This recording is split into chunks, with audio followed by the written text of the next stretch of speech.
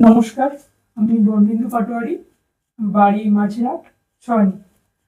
গত 2 মাস যাবৎ জুন মাসের 4-5 তারিখ থেকে আমার বাম কানে একটা অদ্ভুত ধরনের আওয়াজ, হামিং সাউন্ড হতে থাকে।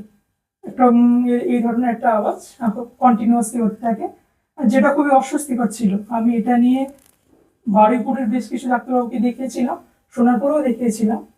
ওনারা বললেন যে টিনিটাসের সমস্যা, এটাকে বলা হয় টিনিটাস, কিন্তু এটার কোনো ট্রিটমেন্ট নেই। কিছু মেডিসিন প্রেসক্রাইব করেছিলেন, কিন্তু সেরকম কোনো কিছু ইমপ্রুভমেন্ট হয়নি।